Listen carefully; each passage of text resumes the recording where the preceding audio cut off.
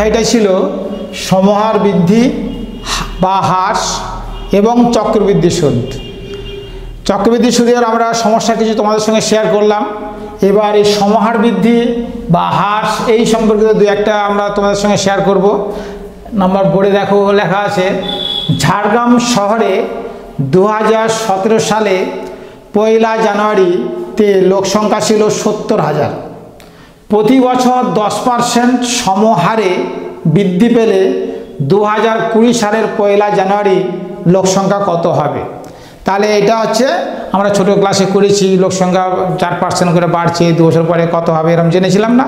আমরা আজকে এই সমহার বৃদ্ধি সূত্র দিয়ে কীভাবে করতে হয় সূত্র আমরা আলোচনা করে নিয়েছি, কী করতে হয় তোমরা দেখছি। দেখো তো প্রদত্ত আমাদের কী দেওয়া আছে, 2017 সাল 1 জানুয়ারি, সেটা বছরের প্রথম, সে লোকসংখ্যা 70,000 এবং আমাদের বের করতে হবে 2020 সাল। তাহলে 17-র পর 18, 19, 20 মানে 3 বছর, 3 বছর পরে লোকসংখ্যা কত হবে আমাদের দেখতে হবে। দেখা যাক প্রদত্ত বছরের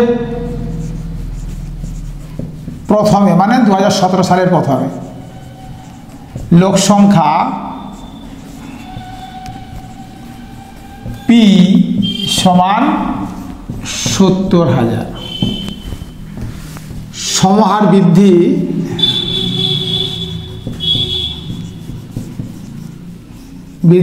আর 10%, সময় সমান বছর সমান 3 বছর। 17 সালের 1 জানুয়ারি থেকে 18 1 জানুয়ারি 1 বছর, 19 জানুয়ারি 2 বছর, 2020 1 জানুয়ারি 3 বছর। তো এক্ষেত্রে 3 বছর পর 3 বছর পরে 2020 সালের 1 জানুয়ারি লোকসংখ্যা এ হলে সূত্র কি, a = p × 1 + r/100 whole to the power t। আমরা ওখানে n বছর বলেছিলাম whole to the power n, আর আমি এখানে t বছর বলেছি whole to the power t করলাম, সমান 70,000 গুণিত 1 + 10/100 হোল টু দি পাওয়ার 3 সমান 70,000 1 + 10/100 হোল টু দি পাওয়ার 3 সমান কাটাকাটি করলে এটা দাঁড়ায় 70,000 গুণিত 11/10 গুণিত 11/10 গুণিত 11/10।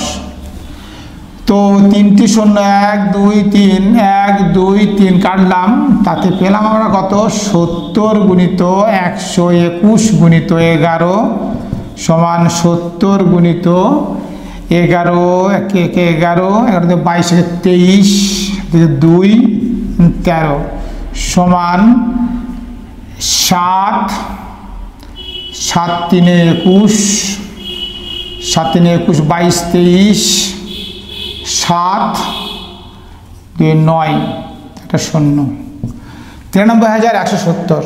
অর্থাৎ তার উত্তর কি দাঁড়ালো, 2020 সালের 1 জানুয়ারি লোকসংখ্যা হবে 93,170। এবার যদি সমস্যাতে এখানে জন কথাটা উল্লেখ থাকে তোমরাও জন লিখবে, আর সংখ্যা তো জন না বললেও সেটা সংখ্যা বোঝায়, সেই জন্য এখানে সংখ্যা জন লেখেন একক, তোমরা এককটা লিখবে না, ওই 93,170 কথাটাই লিখবে। বুঝতে পেরেছ?